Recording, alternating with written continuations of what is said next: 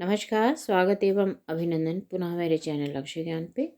आज मैं आपके लिए कक्षा 12वीं सामान्य हिंदी का ये प्रश्न पत्र लेकर आई हूँ। ये इसमें जो संकलन है, संभावित है कि इसमें से कुछ ना कुछ बहुत कुछ यानी 60% तो आएगा ही है। देखिए, बहुत अच्छा प्रश्न पत्र बना है और यह क्वेश्चन बैंक से लिया गया है 2024 के। देखिए, समय 3 घंटे 15 मिनट है। अब हमेशा निर्देशों को ध्यान से पढ़ना ही चाहिए। प्रारंभ के 15 मिनट परीक्षार्थियों को प्रश्न पत्र पढ़ने के लिए निर्धारित है। समय देखा ना, 3 घंटे 15 मिनट यानी 15 मिनट आपके प्रश्न पत्र को पढ़ने के लिए। संपूर्ण प्रश्न पत्र 2 भागों में खंड का और खा विभाजित है।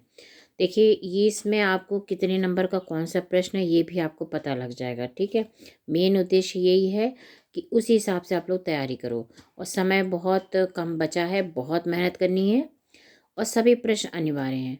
ठीक है, 3 हमने पढ़ लिए ये। अब खंड का में देखते हैं। उपन्यास विधा पर आधारित रचना है। स्कंदगुप्त, अशोक के फूल, गोदान, चिंतामणि। ठीक है, तो गोदान है ना, उपन्यासी है। एक का बता दे रही हूँ, बाकी आप इसमें प्रश्न ही देखेंगे केवल हम। क्या भूलूं क्या करूं रचना किस विधा पर आधारित है? संस्मरण, यात्रावृत्त, डायरी, आत्मकथा। ये मैंने जो अपने लघुत्तरीय प्रश्न दिए हैं और बहुविकल्पी, उसमें ये कई बार आपको बताया है। ये आत्मकथा है। हिंदी का प्रथम मौलिक उपन्यास परीक्षा गुरु, गुनाहों के देवता, गोदान, चित्ररेखा। अब मौलिक उपन्यास परीक्षा गुरु है और बहुत सब प्रश्नों को आप बहुत ध्यान से देखिए। ये प्रश्न कई बार पूछे गए हैं। दीप जले शंख बजे, रेखाचित्र, यात्रा वृत्तांत, ललित निबंध और ये संस्मरण। तो इसका सही जो उत्तर आप देख लीजिएगा, क्योंकि मैं सिर्फ प्रश्न बताने जा रही हूँ, क्योंकि समय न बर्बाद करके मुझे और भी 1-2 और आपको प्रश्न पत्र साझा करने हैं। सरस्वती पत्रिका के प्रथम संपादक, देखिए इसमें ऑप्शन दे रखे हैं। ज्ञानश्री शाखा से संबंधित कवि, ये देखिए 4 ऑप्शन है। कवि रैदास, नानक, कुतुबुन, जायसी। तो ज्ञानश्री शास्त्र कौन सा नहीं आप देख लीजिएगा। ठीक है, अब रैदास कहाँ के ये तो पता ही हो, कबीर कहाँ के हैं, नानक कहाँ के हैं और कुतुबुन व जायसी ये प्रेम मार्गी के हैं ना, तो ज्ञानश्री शाखा के नहीं है। मैं उत्तर नहीं बताऊंगी, सिर्फ किसी किसी का डिस्कस कर लेते हैं। किस कवि को राष्ट्र कवि की उपाधि से विभूषित किया गया है? रामकुमार वर्मा, सुमित्रानंद पंत, मैथिलीशरण गुप्त, सुरकंद। अब ये जो 4 आपके कवि इसमें दे रखे हैं राष्ट्र कवि, तो आप इनकी सबकी रचनाएं बहुत अच्छे से याद कर लीजिए और इनका जीवनी, तो उससे आपको बहुत सारे प्रश्नों में भी सहायता मिलेगी सॉल्व करने में। प्रेमवाद काव्यधारा के जनक हैं अज्ञे, दिनकर, मुक्तिबोध, धूमिल। ठीक है, रामधारी सिंह दिनकर को ज्ञानपीठ पुरस्कार मिला है। कुरुक्षेत्र पर, उर्वशी पे, ये देखिए ऑप्शन दे रखे हैं। कितनी नावों में कितनी बार, ये प्रश्न आप अच्छे से ढूंढ के इनको करना है आप लोगों ने। ये आपके जो प्रश्न, हाँ मैं साथ में ये बता रही थी, ये सभी आपके 1-1 नंबर के हैं। देखिए, ठीक है, 1 नंबर के कितने प्रश्न हमारे पास आ गए शुरू में ही? 1 2 3 4 5 6 7 8 9 10 प्रश्न है ना। 10 प्रश्न हमारे ये आपके बहुविकल्पी में आ गए। दिए गए गद्यांश पर आधारित निम्नलिखित प्रश्नों के उत्तर दीजिए। अब इस गद्यांश को बहुत ध्यान से पढ़ना है। फिर इस गद्यांश को पढ़ने के लिए क्या है, ये गद्यांश भूमि का निर्माण देवों ने किया, वह अनंत काल से है। बस इतना देख लीजिए और अपना देख लीजिएगा पुस्तक से। अब इसमें जो प्रश्न दे रखे हैं गद्यांश से संबंधित, ये देखिए पूरा गद्यांश, ये पद्यांश है। उपयुक्त पद्यांश के शीर्षक और कवि, अरे सॉरी मैं यहाँ पहुँच गई, यहाँ पर है। अब ये यहाँ से है उपयुक्त गद्यांश के पाठ को लेखक का नाम देखिए। बहुत देखिए, जब गद्यांश को पढ़कर प्रश्न उत्तर करने होते बहुत आसान होता है। ये 2019 और 22 में आ चुका है और पूरी संभावना है कि ये इस बार पूछा जाएगा। सबसे बड़ी बात ये है कि गद्यांश को पढ़ के प्रश्न उत्तर करने बहुत आसान होते, इसलिए बहुत ध्यान से पढ़िए और इसके प्रश्न देखिए। ये करना है, अथवा ध्यान दीजिएगा, ये आपको एक दिया है, इसकी गद्यांश के प्रश्न उत्तर, ये आपके 5 गुना 2 यानी 10 नंबर का है, ध्यान दीजिएगा।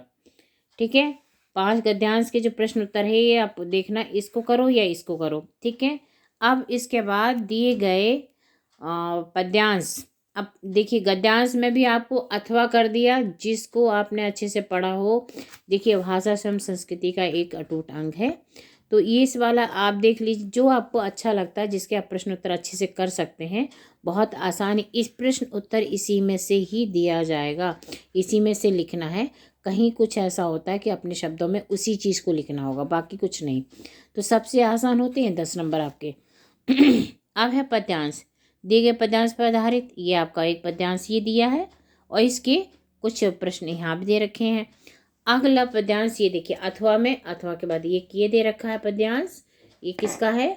छाएं मानो जिनको दिशाहीन, सब ओर पड़ी वह सूरज, नहीं उगाता पूरब में वह वर्षा सहसा।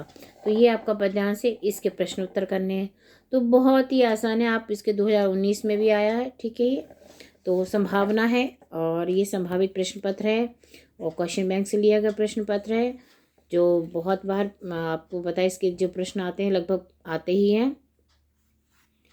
निम्नलिखित में से किसी एक लेखक का साहित्यिक परिचय देते हुए उनकी प्रमुख रचना का उल्लेख कीजिए। देखिए 80 शब्दों में लिखना है।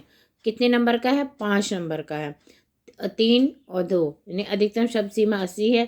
तो जब आप लिखेंगे रचनाओं के 2 नंबर मिल जाएंगे आपको, और जो बाकी पूरा साहित्यिक परिचय लिखेंगे उसके भी आपको 3, मतलब इस तरह से डिवाइड कर लिया है उन्होंने।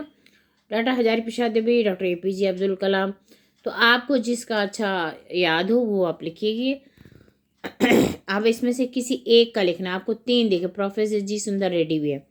कितना अच्छा है और कितना बढ़िया प्रश्नोत्तरी का प्रश्न का जो सिस्टम बन गया है कि आप लोगों को बस एक याद हो, इसमें से आपके नंबर पूरे 5 पूरे। निम्नलिखित में से किसी एक कवि का साहित्यिक परिचय देते उनकी प्रमुख कृतियों का उल्लेख कीजिए। तो मैथिली शरण सच्चिदानंद है, एक का लिखना है केवल, ये भी 5 नंबर का है। देखिए कुछ भी हो, और ये हिंदी का ऐसा विषय है जो हमारी परसेंटेज को बढ़ाता है, तो बहुत आसानी से इसको आप देख लीजिए। कितना सारा ऑप्शन दे रखा है। अब 3 में से एक ही तो करना है। मैथिली शब्द जयशंकर प्रसाद जी की जीवनी मैंने अभी थोड़ी देर 80 शब्दों में मैंने डाली भी है। तो ये आपका खंड काका है। पंचलाइट अथवा लाठी कहानी के उद्देश्य पर प्रकाश ले। अधिकतम शब्द सीमा 80 है, और लिखना सिर्फ इसको 80 शब्दों में लिखना है। 5 नंबर का, बहुत ही कितने आसान है नंबरों को खींचना, नंबरों को अपनी झोली में डालना कितना आसान है। देखिए पंचलाइट अथवा लाठी, आपने कोई भी कहानी पढ़ी हो जो आती हो उसे 80 शब्दों में लिख दीजिए, बहुत आसान है 5 नंबर लाना। तो पंचलाइट अथवा बहादुर कहानी की कथा वस्तु, ये देखिए ये करिए या ये करिए। पंच लाइट दोनों में है, और लाठी देखिए अथवा सब में दे रखा है। 5 नंबर आपको छोड़ने नहीं है किसी भी एंगल से। स्वपठित खंड काव्य के आधार पर किसी एक के खंड का प्रश्न उत्तर। अब देखिए इसमें अधिकतम शब्द सीमा 80 है, और ये भी 5 नंबर का है। देखिए कितने अथवा देखिए एक, ये मुक्ति यज्ञ खंड काव्य का कथानक संक्षेप में लिखिए, या मुक्ति यज्ञ खंड काव्य के नायक का चरित्र, यानी मुक्ति यज्ञ है आपको याद होनी, या सत्य की जीत, ठीक है। खंड काव्य के आधार पर द्रौपदी का चरित्र चित्रण कीजिए, या इसमें सत्य की खंड काव्य कथा सार लिखिए। जो आपको अच्छे से याद हो वो आप लिख सकते हैं। देखिए कितना सारा, देखिए ऑप्शन इतना कहाँ मिलेगा। ये 5 नंबर किसी भी एंगल से छूटने नहीं चाहिए। देखिए बहुत बढ़िया याद कर लीजिए। त्यागपति, आलोक व्रत, ये देखिए अथवा अथवा अथवा करके कितने अथवा हैं। तो 5 नंबर तो बहुत आसानी से आएंगे आपके। खंड खा में आते हैं। दिए गए संस्कृत गद्यांश में से किसी एक हिंदी में अनुवाद करना है, ठीक है। एक ये दिखा आधुनिक जागति पंचशील सिद्धांत, नवीन राजनीतिक स्वरूपम। देखिए कभी कभी संस्कृत देखिए बहुत होता है, आसानी से हम लोग इतने दिन से पढ़ते हैं, तो थोड़ा बहुत ऐसा तो है नहीं कि आता नहीं हुआ, कोई भी आ जाए देख लीजिए। यदि है या सा शकुन निसंगे आलोकवंती मणि वर्ण गृहम, एक ये दिया हुआ है, ठीक है। अब ये इसमें से ये आपका जो है 7 नंबर का, ध्यान दीजिएगा, ये प्रश्न है आपका जो अनुवाद वाला 7 नंबर का, छूटना नहीं चाहिए भाई, ध्यान दीजिएगा। ये जो आपका प्रश्न है आपका अनुवाद वाला 7 नंबर का है। अब ये देखिए दिए गए श्लोकों में से किसी एक ससंदर्भ हिंदी में अनुवाद कीजिए। बहुत आसान होते हैं, आपके जितने भी सुभाषितानी या जिसमें से हैं सारे श्लोकों को एक बार पढ़ डालिए, कोई दिक्कत नहीं है। ज़्यादा श्लोक भी नहीं है संस्कृत के। 7 नंबर ये भी हैं, ये भी छूटने नहीं चाहिए बिल्कुल, ठीक है। ससंदर्भ हिंदी में अनुवाद करना है, संस्कृत में भी नहीं लिखना है, तो बहुत आसान है ये। इससे नंबर तो बहुत पूरे पूरे नंबर मिलते हैं संस्कृत में, ध्यान दीजिएगा। निम्नलिखित मुहावरों और लोकोक्तियों में से किसी एक का अर्थ लिखना। बाप रे बाप, कितना अच्छा है भाई। इतना हमको तो कभी हमारे समय में तो ऐसा होता नहीं था। अपना उल्लू सीधा गागर में सागर बनना, दांत तले उंगली दबाना, ऊँट में मुँह चीरना। कितना आसान है भाई 1 नंबर लेना। निम्नलिखित गद्यांश पद्यांश को ध्यानपूर्वक पढ़कर पूछे गए प्रश्नों में सही विकल्प का चयन कीजिए। अब देखिए ये 10वां प्रश्न है। अब गद्यांश और पद्यांश को ध्यान से पढ़कर पूछे गए प्रश्नों को सही विकल्प का चयन दीजिए। अब आपका ये गद्यांश है, ये देखिए पूरा इतना बड़ा, ठीक है। अब इसका क्या करना है, आपको विकल्प देना है। अब इसके बाद देखिए कितना बड़ा है, ये आपका हो गया। अब गद्यांश के आधार पर बताइए कि महिला का सशक्तिकरण की आवश्यकता क्यों महसूस हुई। अब इसी में से ऑप्शन दे रखे हैं, ठीक है। बहुत ही आसान कर दिया आपके लिए, ये देखिए कितने अच्छे से। तो अब आपको इसको आराम से करना है। और ये नंबर आपका कितने नंबर का है, ये आपका 6 नंबर का है, नहीं नहीं 5 नंबर का है। तो ये 5 नंबर आपके छूटना नहीं चाहिए। देखिए आगे देखें। अब इनमें से आप ऑप्शन दे रखे हैं, इनको करना ही पड़ेगा। 5 प्रश्न है, 5 के सही उत्तर इसी में से देना है। अथवा वो नहीं करना तो ये देखिए ये एक और दिए रखा है। देखिए सब में अथवा है। प्रश्न पत्र ध्यान से दिखिएगा, बहुत 5 नंबर छूटने नहीं चाहिए आपके। अब 11वां प्रश्न है, निम्नलिखित शब्द युग्मों का सही अर्थ चयन करके लिखिए। अभिराम, ये देखिए इसका सही, ये बहुत इंपॉर्टेंट है। इसमें से अभिराम और अभिराम, अम्बुज और अम्बुद, ये मैंने भी बताया हुआ है, लेकिन देख लीजिए बहुत आसान, 2 नंबर जाने नहीं चाहिए। निम्नलिखित में से किसी एक शब्द के 2 अर्थ लिखिए। कवि का, द्विज का, अली का। अली भौरा होता ना, तो आप जिसका आपको आता है ये 2 नंबर का है। ध्यान दीजिएगा, 2 नंबर, 2 शब्द लिखोगे 2 नंबर मिलने वाले हैं, कहीं छूटने नहीं चाहिए आपके। पूरा आपका नंबर, पूरा 100% पेपर आप लोग खुद कर सकते हो और पूरे पूरे नंबर आपके आएंगे। बस इस प्रश्न पत्र को ध्यान से दीजिए। वैसे ही और भी अन्य प्रश्नों को देख लीजिएगा। निम्नलिखित वाक्यांशों के लिए एक शब्द का चयन कीजिए। अज्ञे, अज्ञात, अल्पज्ञ। देखिए ये एक एक नंबर के हैं।